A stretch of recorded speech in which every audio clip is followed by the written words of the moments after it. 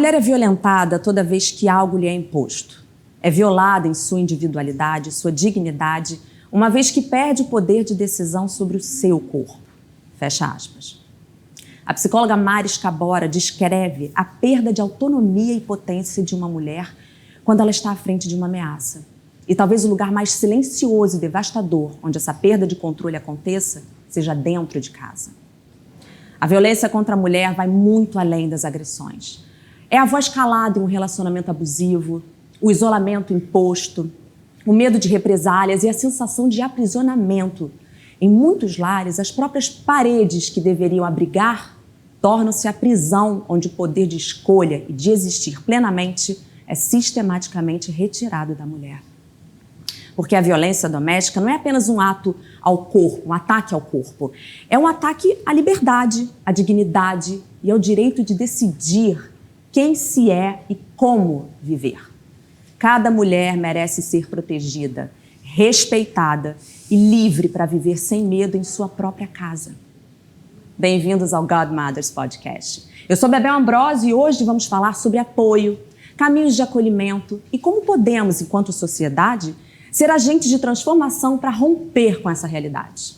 Por isso, recebemos hoje a delegada e deputada estadual Marta Rocha, primeira mulher a chefiar a Polícia Civil do Estado do Rio de Janeiro. À frente da instituição, ela ajudou a criar as delegacias especializadas de atendimento à mulher e enfrentou muitos desafios, derrubando preconceitos e fazendo história. Hoje está muito envolvida com a causa feminina e realiza um trabalho para proteger a vida e a dignidade das mulheres desse estado. Eu também quero dar boas-vindas a Amanda Becker, palestrante e professora de jiu-jitsu no projeto Empoderadas, que ensina mulheres a prevenir e combater a agressão psicológica ou física. Ela também tem uma trajetória incrível na luta em defesa da mulher e faz parte do programa que faz atendimento psicológico, jurídico e assistência social, além de atividades esportivas para recuperar tantas mulheres vítimas do abuso e da violência. Muito bem-vindas, obrigada por aceitarem o nosso convite e falarem sobre um assunto que é tão necessário para a gente levar para casa do brasileiro. Sim, eu que agradeço o convite, assim, é um prazer e ressalto que é importante demais a gente estar fazendo esse bate-papo de forma que a gente possa acessar o máximo de mulheres possíveis. Sem dúvida. E é isso, gente. Olha, estamos nas redes sociais, tá bom? A gente está no Instagram e no TikTok. E se você ainda não está inscrito no nosso canal, aproveita para se inscrever agora. Ativa o sininho para receber a notificação toda vez que subir um episódio novo e compartilha. Passa adiante, dá o seu joinha e vamos nos dar as mãos para combater a violência contra a mulher. É isso, meninas. Eu quero iniciar aqui entendendo como que vocês chegaram aonde vocês estão. Qual foi o ponto de partida, Marta? Você que começou ali, né, na polícia, escrivã, delegada, uma trajetória linda, uma ascensão. Como foi? Primeiro, eu estava ouvindo atentamente a tua fala e aí me ocorreu uma frase que era muito comum quando eu era jovenzinha, já faz tempo, sabe, Amanda?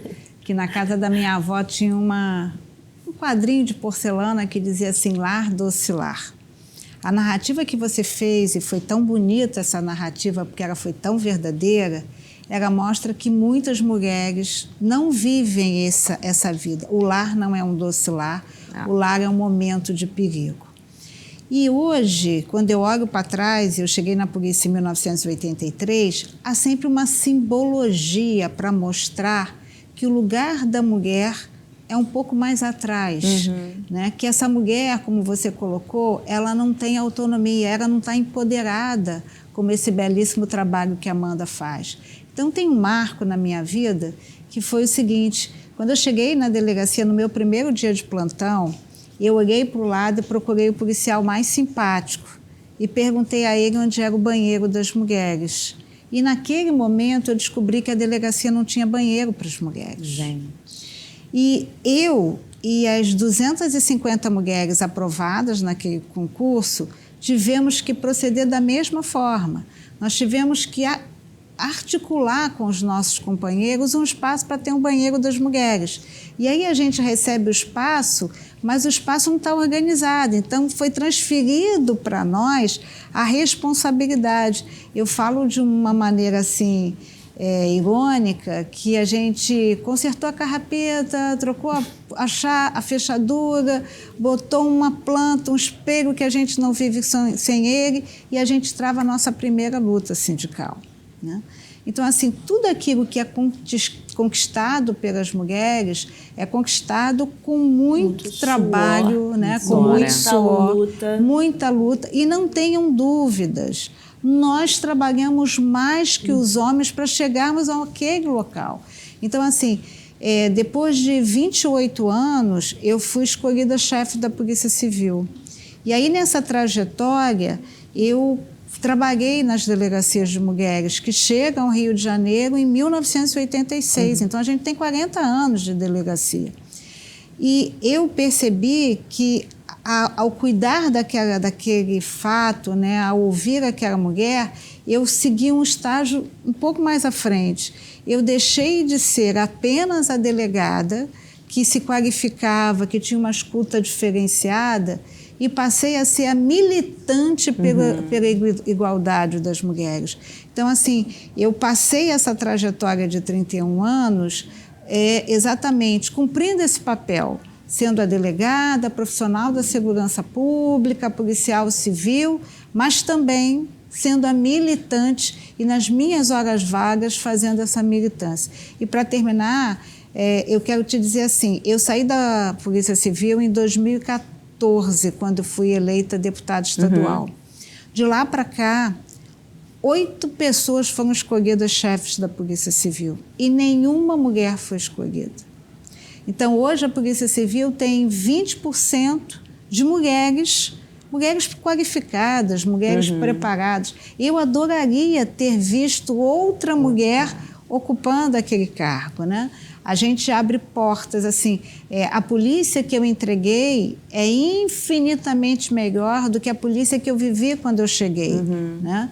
Mas eu acho que é essa a diferença, é que a mulher ela faz sempre uma ação coletiva. Quando a Amanda está atuando, ela não está pensando nela, ela está pensando nas mulheres e aquelas mulheres estão, né, pensando em outras mulheres. Por isso que a gente sempre pode dizer, sem medo de errar, se você quer que uma política pública dê certo, foca nas mulheres. O que aquela política pública vai representar para as mulheres? Mulheres escolarizadas garantem a participação dos filhos na escola, né? Isso, então, assim, você pensar sempre, porque a mulher tem essa capacidade de pensar no coletivo. Isso já é uma característica mesmo, né? A mulher ela já é acolhedora, ela já tem essa coisa, né, do olhar, de abraçar. Então, quer dizer, já é uma característica que é vantagem. Nós já temos esse instinto maternal de cuidar não só do filho, mas de cuidar dos outros, né? De ter esse olhar um pouco mais delicado para as questões pessoais do outro, né? do sentir do outro. E completando até a fala da doutora, é assim, e nós somos mais de 50% da população mundial, ou seja, nós dominamos o mundo. E eu até brinco nas minhas palestras que, e no final de contas, quem está morrendo? Né? Nós é que estamos sendo vítimas, nós que estamos... A realidade, infelizmente, das mortes no Brasil, segundo o último anuário de segurança, é das mulheres, infelizmente. Felizmente, não é que eu queira que os homens, né, sofram, morram. Não, claro que não. Eu não sou contra homens, eu sou contra a violência, de qualquer que seja, né? Mas é uma realidade muito maior para as mulheres, infelizmente, do que para os homens. E isso está acontecendo dentro dos lares, né? 71%, segundo esse anuário também de segurança, das violências acontece dentro dos lares, do lugar em que a mulher gostaria de se sentir mais segura. Exatamente, né? A casa, onde você se conforta, onde você relaxa, você tem que viver ali aquela tensão, sem saber o dia, como vai ser o dia seguinte, né? Amanda, nos conta um pouquinho da sua trajetória, como é que você chegou nesse projeto? Você é atleta, né, de jiu-jitsu. Como é que você resolveu botar o esporte a favor da luta, então, a favor da mulher? Eu sou faixa preta, segunda dan de jiu-jitsu, e dentro do jiu-jitsu a gente já tem essa dificuldade de ter mulheres. Hoje, graças a Deus, O esporte está bem avantajado, tem bastante mulheres, mas ainda existe, sim, alguns preconceitos, alguns espaços que existe preconceito. A mulher ainda é muito vulgarizada, eu diria. Você faz luta, já tem aquele olhar um pouco diferente. E eu tenho um projeto social dentro do Complexo do Alemão, onde a minha ideia inicial era cuidar de mulheres e de crianças. Mas Papai do Céu falou assim, não, eu vou te dar adolescentes e homens, né, adultos. E aí aquilo me intrigou. Falei, gente, mas eu tô aqui, uma mulher, querendo dar aula para mulher de graça. E as mulheres não querem. Mas aí o trabalho continuou dentro do projeto. E aí depois que o projeto estabelecido, a gente começou em 2016, em 2017, eu senti essa necessidade de trazer mais mulheres. Eu já tinha uma aluna, que hoje, inclusive, também é professora comigo no Empoderadas. E eu falei, como que eu faço para trazer essas mulheres? E já atendendo ali os adolescentes, eu entendi assim, eu não consegui entender por que uma menina, às vezes, estava sendo vulgarizada, uns comentários machistas referentes às meninas, às vezes que nem eram do treino, de alguns meninos. Eu falei, cara, eu preciso entrar nas escolas e trazer essas meninas para cá. Então, para trazê-las para o jiu-jitsu, eu criei uma coisa que era, hoje a gente chama de workshop, mas seria um aulão de autoestima e defesa pessoal. Mas a ideia era trazer as meninas para o tatame.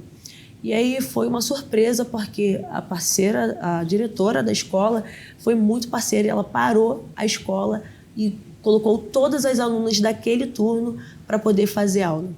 E aí eu tive um bate-papo com elas muito sincero, porque eu falo com os meus alunos e com os pais dele que assim, o responsável ele tem essa dificuldade de acessar o próprio filho, né? Porque tem ali aquela responsabilidade direcional. O adolescente às vezes não quer, tá ouvindo um amiguinho.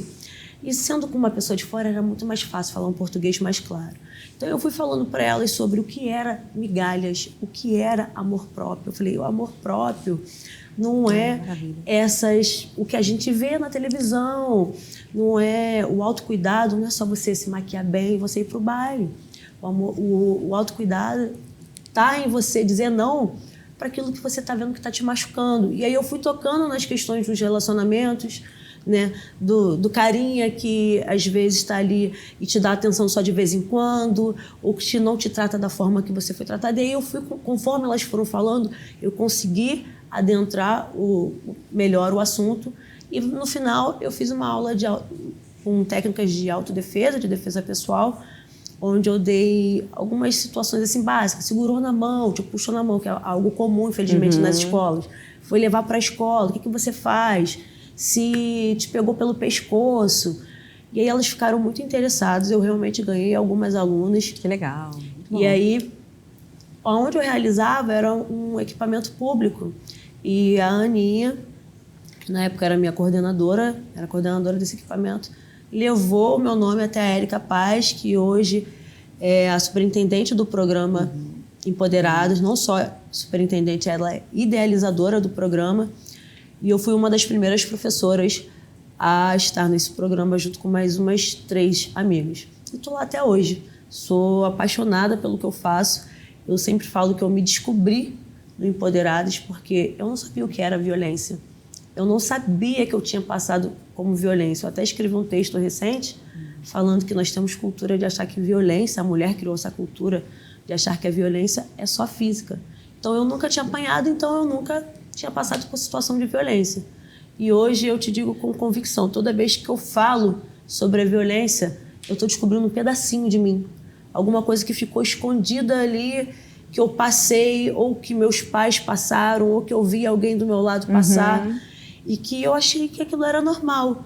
E me dá mais embasamento e mais gosto pelo que eu faço. Mais vontade de continuar. Mais vontade de multiplicar isso, porque da mesma forma que eu, que me achava letrada, não sabia, muitas pessoas, e hoje eu tenho certeza, passam por isso e nem sabem que a violência não tem chance de sobrevivência. Porque, infelizmente, a violência está numa crescente absurda. Pois é. E aí a gente precisa, de alguma forma, fazer isso parar. Alguma coisa. Vocês falaram sobre luta aqui, sobre a violência. A gente tratou isso durante muito tempo como algo individual. né? E é algo coletivo. Não é sobre mim, não é sobre você, é sobre todas nós. Sobre todas nós. Que legal, que lindo projeto. E hoje muitas mulheres. Muitas mulheres. Nós estamos no estado do Rio de Janeiro, temos mais de 70 polos espalhados pelo Rio de Janeiro. Dentro desses polos nós oferecemos aulas com técnicas de autodefesa, mas também técnicas emocionais, com roda de conversa com psicólogo, com serviço social, com jurídico, cursos profissionalizantes, roda de conversa com a equipe da saúde, além de um atendimento individual entre cada dessas partes. Que legal, uma verdadeira rede de apoio, né? Exatamente. Muito bom, muito bom. Marta, você ali como delegada, já tocando, acontecendo, conquistando, quando você chegou à chefia, você sentiu ali uma certa dificuldade, logo depois que eu assumi, um jornalista me perguntou se a Polícia Civil era uma instituição machista. E eu falei assim, acho que não. Afinal, estamos tendo a chance de ter uma mulher conduzindo essa instituição que tinha 10 mil pessoas, 8 mil homens naquela ocasião. Então, eu acho assim, isso não quer dizer que a gente não tenha passado por atos de preconceito, né? Essas pequenas coisas, quando as delegacias de mulheres foram criadas em 1986, as policiais, quando davam saída no rádio para avisar o deslocamento que estavam fazendo, havia sempre um engraçadinho que falava que tinha que voltar para o fogão, que tinha que voltar para a máquina de lavar, né? E com o passar do tempo, a presença das mulheres, e é isso que eu queria repetir aqui, nós trabalhamos mais, mas a gente vai demonstrando que há uma inteligência emocional que contribui para a qualificação daquele equipamento, né? E eu tenho uma passagem que eu fui diretora de um departamento. E nesse departamento era o departamento mais operacional, sabe, Amanda? Era o departamento de polícia especializada. Isso era 1993. Se a gente fizer o marco, que 88 foi a Constituição, que um pouco mais adiante a gente teve um movimento social das mulheres, dizendo quem ama não mata, e fazer essa leitura histórica, né? E aquele departamento, ele tinha a divisão de sequestro, a divisão de combate às drogas, a divisão de roubos e cargos. E eu assumi aquele departamento pela primeira vez, com a primeira vez que aquele departamento teve a direção de uma mulher. E saiu uma notícia nos jornais dizendo que os delegados iriam entregar seus cargos, porque eles não achavam que poderiam trabalhar sob o comando de uma mulher que eles consideravam menos qualificada do que eles. E eu me lembro muito bem que eu fiz uma reunião, essa reunião não demorou 10 minutos. Eu me apresentei a todos eles, né? E falei, olha, eu estou lendo uma notícia no jornal que vai haver algumas pessoas vão entregar seus cargos. Então, quero dizer que façam isso porque haverá mudanças. Obrigada pela presença de todos, levantei e fui embora. E até hoje... Maravilhosa. E até hoje eu estou esperando essas pessoas. E hoje eu quero te dizer que eu acho que eu consegui, com o passar do tempo, não tornar esse episódio maior do que ele é. Ou seja, aquilo era um comportamento. E qual é a nossa função? É educar a sociedade. E não é só educar os homens, não, educar as mulheres. Porque nós temos um jeito de cuidar dos nossos filhos e um jeito de cuidar das nossas filhas ainda em 2024, né? E quando a gente pensar aí no estudo, eu comecei minha vida como professora, e eu digo com muita felicidade como professora primária, e aí a gente, quando estudava lá no magistério, a psicologia infantil, a gente via e vê ainda que as mulheres, até nas brincadeiras, elas estão num pequeno espaço. Então, era boneca, ainda que você vá para o mundo da internet, as brincadeiras são típicas do cuidado, porque nós, mulheres, somos criadas para cuidar. Os homens são criados para competir, para conquistar. É por isso que o trabalho doméstico não é valorizado.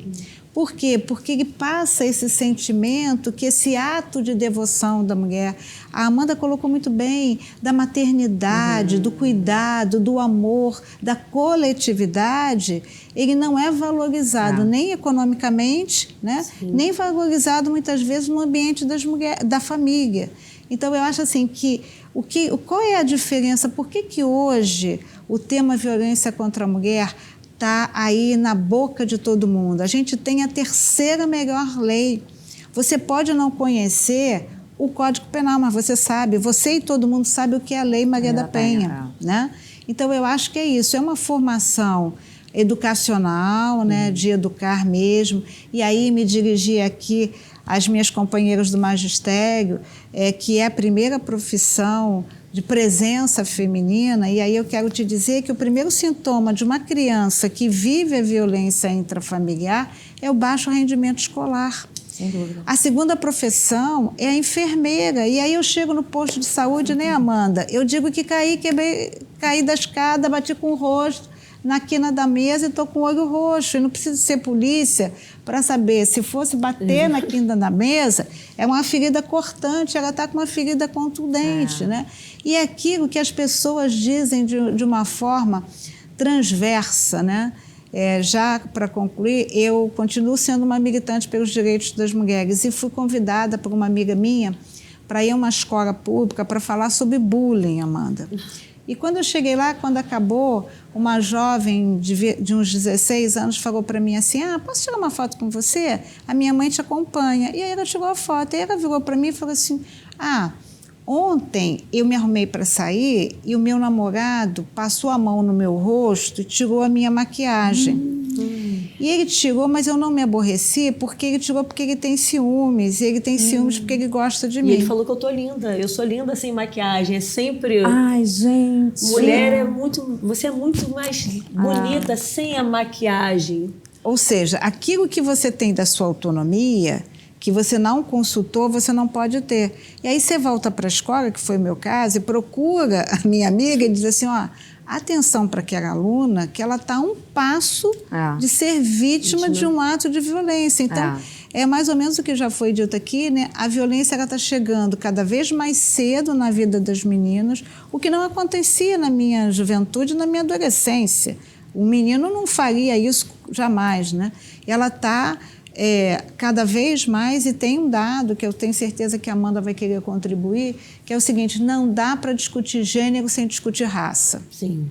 Porque os dados colocados aqui pela Amanda da violência mostram o seguinte, aumentou o número de mortes de mulheres, mas as de mulheres brancas diminuiu, e as de mulheres negras aumentou. Negras e periféricas. Então, você tem, na verdade, né? Ainda tem a camada social. Você tem um padrão. Então, você tem que ter políticas de proteção para essas mulheres, para que elas não entrem no ciclo da violência, porque se estiverem, sejam capazes de sair. E acho que o programa que vocês fazem aqui é muito interessante. E aí me dirigi para as minhas companheiras, informação é poder. Quem tem informação tem poder. Então, busca informação para conseguir sair desse círculo da violência. É isso aí. E como a gente está falando, muitas camadas, né? É muita coisa para ser conquistada, para ser transformada numa sociedade que vem ali levando uma coisa, né? Aquela coisa estrutural, aquele machismo e tudo mais. Ao longo das jornadas, eu vou perguntar para as duas aqui, desse trabalho que vocês vêm enfrentando e tal, vocês perceberam que em algum momento a coisa já está mudando, o quadro já está melhorando, já tem algum otimismo, eu acredito. Meninas estão falando, como é que vocês percebem? Alguma coisa positiva? Fique à vontade. Eu acho que está melhorando. Eu acho que melhorou muito. Mas a gente tem que trazer para esse debate os homens. Sim. Esse não pode ser o clube da Luluzinha. Jamais. A gente tem... Um homem tem que dizer para outro homem que não aceita violência, né? Então, eu acho que muita coisa foi conquistada. A legislação está perfeita, está melhorando. A gente teve a Lei Maria da Penha, depois a Lei do Feminicídio, recentemente a alteração dos crimes virtuais, né? O mundo virtual ele é tão cruel quanto o mundo real. Sim. Mas o papel dos meios de comunicação, né? Assim, o que você está fazendo aqui, o que individualmente alguém faz num programa de rádio, num programa de TV, a abordagem desses temas nas novelas, né? Então, eu acho que muita coisa foi feita e muita coisa foi conquistada. Mas mas apesar de tudo isso, as mulheres continuam morrendo. Então, a gente tem que trazer a família, porque, olha, quero te dizer assim, por que é importante esse programa? Porque, me perdoe, ele te bate, mas ele é um homem caseiro, ele te bate, ele é um bom pai, ruim com ele, Amanda, pior sem ele. Então, a família nem sempre ela acolhe a mulher. Então, ter a rede de proteção é para isso. Muitas vezes, a Amanda colocou isso aqui muito bem, ela consegue chegar no jovem, a família não consegue, né? Então, trabalhar esse tema, discutir esse tema é cada vez mais importante. Sem dúvida. E eu penso que, assim, a gente, ao mesmo tempo que a gente está avançando, só o fato de existir um podcast para falar só sobre violência contra a mulher, as mulheres, de fato, as denúncias estão aumentando, né? Então, isso significa que elas estão se encorajando e já não estão se sentindo tão revitimizadas, que era algo que era o motivo principal das mulheres não denunciarem. Além do medo, do seu cônjuge, mas era assim, não, eu vou lá, vou denunciar e talvez não vão acreditar no que eu estou falando, porque mulher não tem vez, não tem voz. Eu vejo também um movimento contrário nas jovens, nas escolas, porque eu não sei em que ponto que a juventude meio que se perdeu e elas estão cada vez mais se colocando em perigo, mesmo elas não estão acreditando que isso de fato seja possível acontecer. Então, eu acredito que precisa também da Secretaria de Educação ter uma intervenção, tem que ser talvez matéria eletiva, né, dentro das escolas, tem que trazer os homens, porque muitos dos homens, eles não sabem que estão reproduzindo, e principalmente nós mulheres, esses homens que hoje são agressores, eles quem foi a mãe deles, né? E aí eu falo como mãe, eu tenho um menino de 10 anos que eu converso, que ele às vezes frequenta as minhas palestras, mas independente disso, eu converso diretamente com ele, porque assim, eu jamais vou admitir que meu filho faça qualquer coisa do tipo. Então, ele sabe o que é machismo. E aí, a gente pensa que às vezes as crianças não vão absorver isso, que isso é um assunto muito delicado para uma criança, mas a criança ela tem uma inteligência emocional muito melhor do que a nossa. E aí, num dia, ele vendo Peppa Pig, e isso, ele tá com 10 hoje, ele devia ter uns 6 para 7 anos. Ele, mãe, o Papai Pig está sendo machista. Aí eu, opa. Maravilhoso. Aí, o que é isso? Aí eu pensei, será que ele está falando assim? Ele está sendo machista porque ele não está querendo que a mamãe Pig trabalhe. A mulher pode trabalhar, ela pode fazer o que ela quiser. Aí eu falei, yes, é isso. Tô acertando. Tô vencendo. E entre outras situações, eu falo com ele claramente sobre o que é estupro, o que pode, como ele deve apoiar uma mulher.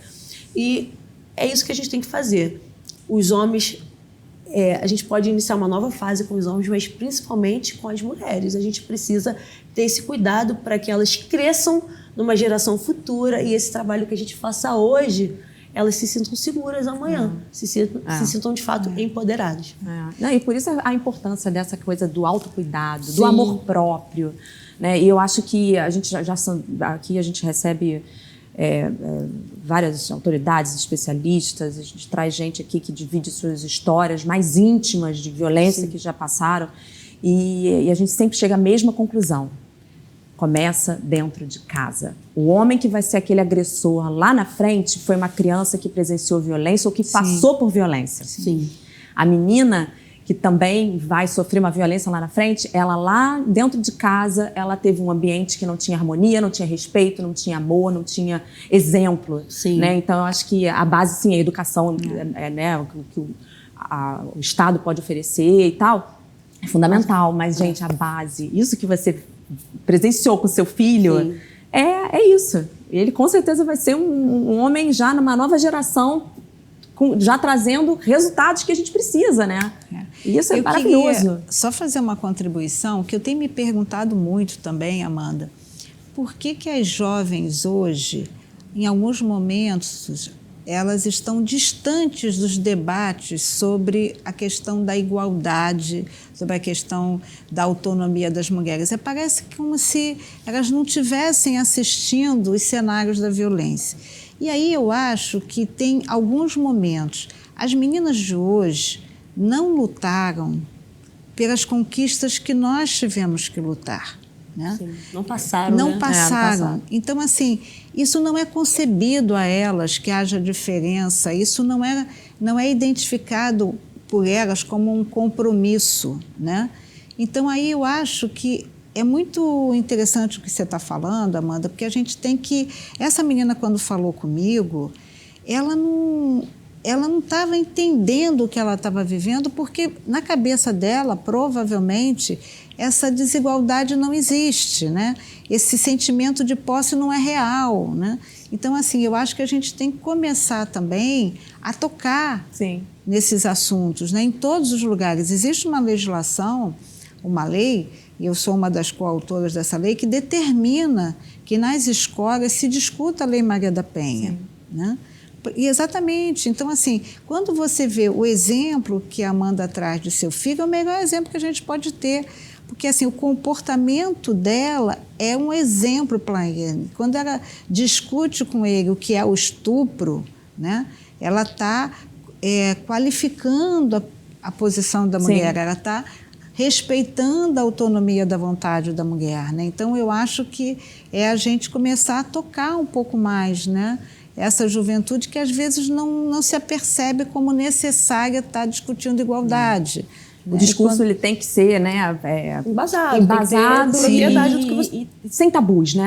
Falar sem tabus. Eu tô com um bebê de 1 ano e 10 meses e eu falo, agora que eu tô super envolvida com tudo isso, eu converso muito com meu marido e eu falo para ele, nossa, eu quero muito que meu filho seja um homem exemplar, sabe? Que respeite a mulher, assim, e a gente tem que dar exemplo dentro de casa, eu e você como casal, sabe? A gente tem que passar valores, transmitir valores, porque é isso. O que ele vai ver aqui dentro vai refletir o que ele vai ser lá fora, né? Então, essa base é fundamental. O Godmothers tem essa função de trazer a sociedade aqui para dentro, sabe? E não, a gente não vai fazer daqui um clube da Luluzinha, pelo contrário, a gente já recebeu homens aqui que sentaram no sofá e deram aula, sabe? Homens que estão... São verdadeiros parceiros. Sim. Eu costumo dizer que o homem, ele chega em locais que a mulher jamais vai chegar. Que é justamente naquelas rodinhas de conversa machista que o cara tá conversando, tá falando alguma coisa, e ele vai falando assim, pô, isso aí não é legal. Pô, acho que tu podia mudar essa falta, sabia que isso é errado? Ele tem esse papel fundamental na luta. E tem muitos homens que estão ali também dando a mão e caminhando junto, isso é super necessário, e assim a gente vai fazer a diferença. Meninas, é uma pergunta que eu sempre faço, para todo mundo que senta aqui. De acordo com a experiência de vocês, o que leva um homem a cometer um ato de violência contra a mulher? Eu acho que a gente vive uma sociedade que aceita e tolera a violência contra a mulher. A violência contra a mulher é um padrão cultural. Apesar de todos os esforços do movimento social, das famílias, das igrejas que hoje estão envolvidas nessa questão, da legislação, né? Das organizações sociais, há um padrão cultural. E aí, se a gente quiser fazer um exercício, a gente vai lembrar, né, um tapinha não dói, a gente vai lembrar, né, entrei na favela, estou apaixonado por ela, pendurei uma faixa amarela, mas dei uma banda nela. Né? Então, assim, há um padrão cultural que aceita e tolera a violência contra a mulher. Que é instaurado subjetivamente na sociedade, a sociedade está achando, tá legal, tá tudo lindo.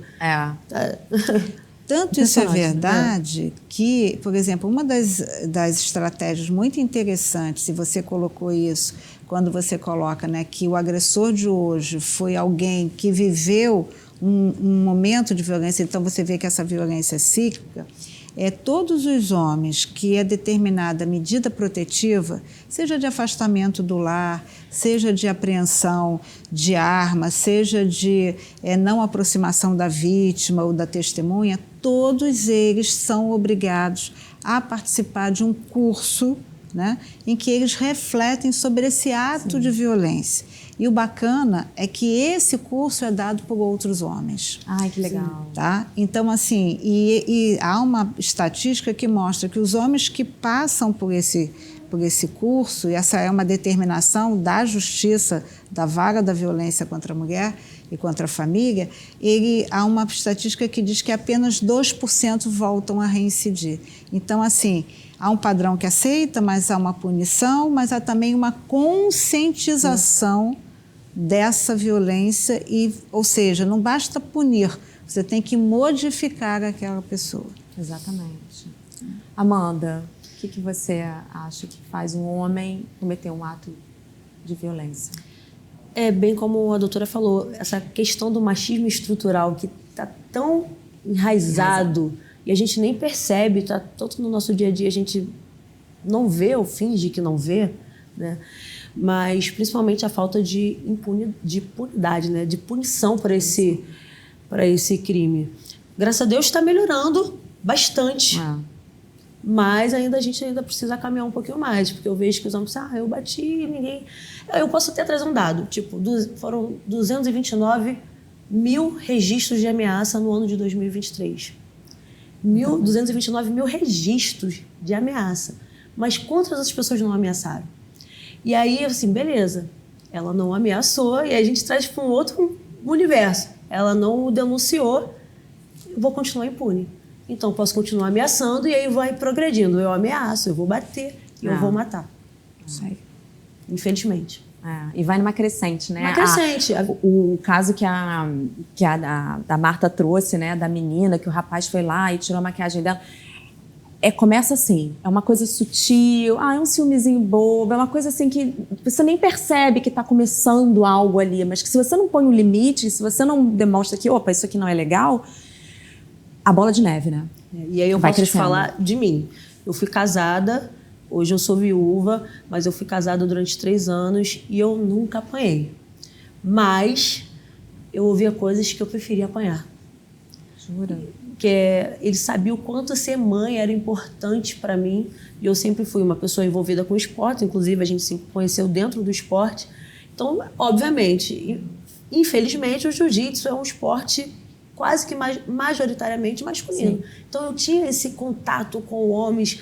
Na época, eu fui chamada para organizar um campeonato dentro da comunidade. Então, todo mundo tinha que falar comigo. Então, qualquer homem que falava comigo sobre o campeonato, porque você é isso, você é aquilo, você não vai fazer, porque você está dando mole, aquilo outro. Que mãe é essa que você quer ser? Esse é o tipo de mãe que você quer ser para o seu filho? Isso me feria, que eu realmente entrava em parafuso. Meu Deus, que mãe que eu estou sendo para o meu filho? Eu estou sendo assim. E por aí foi. Eu sempre fui uma pessoa que andava na época com roupa curta, e aí eu parei de andar de roupa curta, porque roupa curta não, porque seu corpo é muito avantajado, todo mundo vai te olhar. E aí eu passei a andar de legging. E aí, legging não, porque a legging está delineando muito o seu corpo. Eu passei a andar de vestido. Eu era um bandista, eu passei a ser evangélica, porque ele estava impondo isso. E aí, eu nunca apanhei, ele nunca encostou um dedo em mim, mas ele falava coisas tão pesadas que eu acho que se batesse doer, iria doer menos. E para mim, aquilo estava tranquilo, era normal. Isso é tão danoso, porque isso vai destruindo a mulher por dentro, e ela nem percebe que ela está morrendo. E até o dia que não resta nada, não só da própria identidade, mas como dela fisicamente. E aí foi assim durante alguns anos. Eu treinava, ele ia treinar, toda vez que ele ia treinar, mesmo depois que eu tive filho, ele arranjava uma briga para eu não sair, para eu não treinar, e ele ia sozinho. E voltava até depois do horário do treino. E aí eu fui aturando, fui levando aquilo. Te digo que hoje, se vivo, eu provavelmente não estaria. Eu estaria com ele. Eu não estaria vivendo nada do que eu estou vivendo. Porque eu entendia que aquilo ali era linguagem de amor. E aí por isso que eu digo que existe um marco na vida da Amanda. A Amanda antes do Empoderados e a Amanda pós Empoderados. Porque conforme eu fui ouvindo a Érica falar assim, caramba, mas eu passei por isso. Eu fui entendendo por que doía tanto uma palavra, uma frase, doía mais do que uma agressão física. E toda vez que eu vou falando, eu vou descobrindo, caramba, eu acho que eu passei por isso também. E vou entendendo que, infelizmente, devido a essa coisa do ciclo da violência, que é absurda, né? Mas muito real, eu era dependente emocional, eu não gostava, eu não amava esse homem. Eu era apenas dependente, eu nem sabia o porquê. Eu achava que sabia, mas eu não sabia o porquê que eu estava com ele. Eu iria levando aquela relação, porque eu falei assim, não, uma hora vai melhorar. Eu falei assim, ele é bruto, assim, eu ainda brincava, porque ele é de Escorpião. O pessoal de Escorpião é assim, mais rude. Eu falei assim, vou levar. Ia levando, e a minha mãe sempre falava, ele só não te bate porque você está aqui em casa. O dia que você for morar sozinha com ele, ele vai te bater. E aí hoje, dentro da minha perspectiva, o dia que eu fosse morar sozinha com ele, ele não ia só me bater, ele ia me matar. Um acesso de fúria de ciúme, provavelmente eu seria mais uma vítima. Impressionante, né? É bem interessante, eu falo com muito respeito, tá? O teu relato, porque é o relato concreto da violência psicológica, que não deixa marca no corpo, mas que deixa marca na alma, né? E acho que o bacana também quando você traz é porque as mulheres não se veem numa situação de violência. Porque as mulheres trazem para si a responsabilidade do relacionamento da família. Certo, exatamente.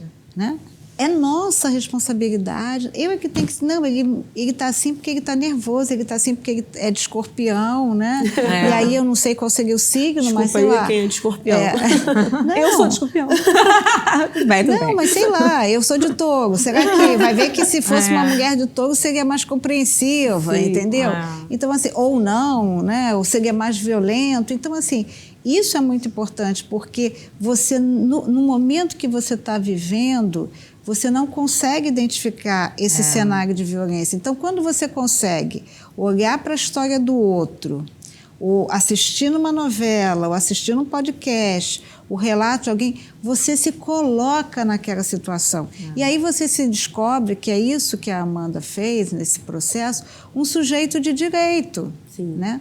Você se descobre sujeito de direito. Se você tem direito a uma vida segura, uma vida amorosa, né? Uma vida, a um momento de paz, você vai lutar por isso. Sim, né? sem dúvida. Então, eu acho que E é muito bom, sabe, Amanda, que você possa, a partir dessa experiência que você teve, você possa estar ajudando outras mulheres a saírem dessa mesma experiência. Né? Exatamente. E é bonito ver que o que aconteceu com a Amanda foi um processo de conscientização. Através do processo de conscientização, você se deu conta do que você viveu e isso te deu ainda mais força para você passar por cima de tudo isso e entrar na luta, né? Sim, eu sempre falo que quando eu estou nas palestras, eu busco trazer o máximo de emoção, informações também, mas que eu me conectar com cada pessoa que esteja ali, porque a ideia é que eu fale e eu entre no profundo dela, de forma que ela chegue em casa, de repente, naquele momento de ver, caramba, isso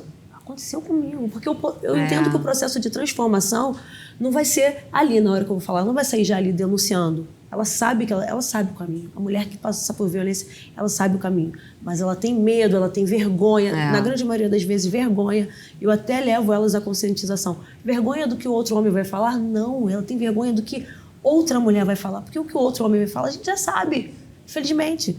Ela tem vergonha ali da amiga, da mãe, da vizinhança. E aí é entrar no profundo dela de forma que ela, aos poucos, vai se libertando, se autoconhecendo, se conectando com ela mesma, porque essa conexão com ela mesma vai levar ela a procurar a DEAN, a CIAN, o Empoderadas, o programa Good Mothers, vai assim, ela vai achar a saída. O negócio é que quando ela não se encontra com ela mesma, ela nem sabe que existe uma saída. E é um processo, e esse processo leva o tempo necessário. Necessário. Pode ser, para mim, 1 mês, para outras pessoas 1 ano, para outras pode ser alguns meses, mas acontece. Tem acontecido. Gente, a caminhada é longa, né? É longa. Gente, eu quero agradecer a presença de vocês. Obrigada, Amanda, por dividir também a sua história pessoal. Eu acho que isso aí ajuda até a inspirar mulheres que, com certeza, muita gente passa por algo parecido. dentro de casa, não vê, se sente culpada, né? Leva tudo para dentro de si, né? E eu acho que relatos como esse são inspirações que a gente precisa. Marta também, muito obrigada aí por dividir também sua trajetória com a gente, estar à frente, né, como uma autoridade e fazendo um papel muito importante para a sociedade. Mas, gente, antes da gente terminar, a gente tem o nosso quadro, que é uma pequena, não digo uma brincadeira, mas é como se fosse um jogo. Eu vou trazer aqui uma situação corriqueira que infelizmente acontece nos lares brasileiros. E eu quero que vocês duas, mulheres empoderadas, bem resolvidas, digam aqui a opinião de vocês sobre essa situação, o que vocês fariam nessa situação. Começa agora o quadro Ei, não é bem assim. O não bem assim de hoje é o seguinte: você sempre sonhou ter uma família feliz. Aí você realizou esse sonho e junto com seu amado formou o casal perfeito. Ele era carinhoso, atencioso, o início do relacionamento foi assim, um sonho. Mas, com o passar dos anos, alguns sinais começaram a aparecer. Seu marido passou a questionar suas roupas, dizendo que você deveria se comportar como uma mulher casada. Aí, no começo, eram só pequenos comentários e tal. Você relevava. Mas logo vieram as restrições. Ele controlava as suas saídas, monitorava com quem você falava, insistia para que você parasse de trabalhar, dizendo que é pro bem da família. Eu acho que estou essa história. Aí você começa a se sentir presa, sufocada e tudo mais. As discussões começam a ser frequentes, os gritos aumentam. E aí uma noite, depois do jantar, que você ousou dar sua opinião sobre um assunto, ele explodiu. Ele empurrou você contra a parede e com um olhar de fúria a fez perceber que a violência física estava para acontecer. Que você achou que nunca ia acontecer. O que vocês fariam nessa situação? Posso contar a história do seu Horácio? Pode. Seu Horácio é meu pai que está no céu, que dizia para mim e para minha irmã Fátima que a gente tinha que estudar, porque se a gente não gostasse do marido, mandava o marido embora. Adoro. E ele falava isso na década de 70. Talvez por isso é que ele tenha tido uma filha policial civil no momento em que as mulheres não estavam na polícia civil. Um homem à frente do tempo. Um homem à frente. Eu sempre digo, né, que ele era um feminista sem saber. E aí vamos falar bem das feministas, né? Porque não é nada contra os homens, é apenas dizer que nesse mundo tem que ter igualdade de oportunidades para as mulheres e para os homens, né? Não espere o tapa chegar, um empurrão, o chute, o pontapé, né? Compareça uma delegacia e faça um registro de ocorrência. Isso aí. Amanda, né? Super, né? Eu acho que, inclusive, teve pormenores que eu esqueci de contar que estava incluído também. Olha, eu como faixa preta, vou ser bem sincero, eu fiquei pensando enquanto você relatava. Provavelmente, a gente pensa assim, eu vou imobilizar, eu vou fazer acontecer. Mas o bacana é que a arte marcial, ela te traz uma calma na alma que você nem espera que um dia seria possível na vida você ter. Então, eu muitas vezes estive a ponto de realmente resolver a questão assim, não, eu vou lá e vou mobilizar e vou trazer e vou resolver, porque eu sei que eu posso resolver. Mas eu acho que eu me fingiria de morta. Eu até brinco com as minhas alunas, eu faria a egípcia. Eu ia falar assim, você fez que eu realmente... Você é muito forte, você é muito maravilhosa. Eu faria ele acreditar que, de fato, ele teria razão para eu ganhar tempo e conseguir sair dali com vida. Isso aí. Quer dizer, ainda tem que pensar friamente, ser calculista para tentar se salvar daquela situação e aí depois tomar, né, dar o basta, né? Porque, provavelmente, eu até sempre falo, a gente precisa entender que, biologicamente, o homem é mais forte. A força é treinável, legal, mas o homem, biologicamente, ele é mais forte. Então, eu preciso ali manter a calma, usar de inteligência emocional, fingir para ele, não, tá tudo bem, você tá certo, eu que errei. Não, nossa, como eu sou burra, você tem toda a razão. Que o outro olha, você tá certo, me desculpa, amor, me desculpa, me perdoa. Jamais, olha, isso nunca mais vai acontecer. E até alimentando o ego dele para ele baixar o nível de tensão dele e eu poder ganhar tempo.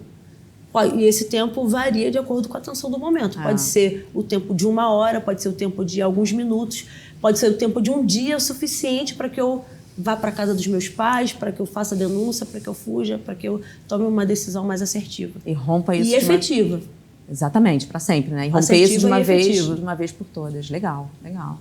Às vezes é isso, não dá para bater de frente com o homem, né? Não tem como. O embate físico, né? A mulher infelizmente perde. Gente, que legal, que legal. Mais uma vez, obrigada, meninas. Muito bom ter vocês aqui. Gente, é isso. A gente quer levar esse discurso, esse debate para dentro da casa. Espero que vocês tenham se sentido aqui também, dentro da nossa sala à vontade, tomando um cafezinho, tomando uma água. E leve cada vez mais conscientização para a cabecinha das nossas crianças, dos nossos jovens, dos homens, das mulheres, de todo mundo, da sociedade. Eu vejo vocês no próximo episódio. Muito obrigada. Até lá.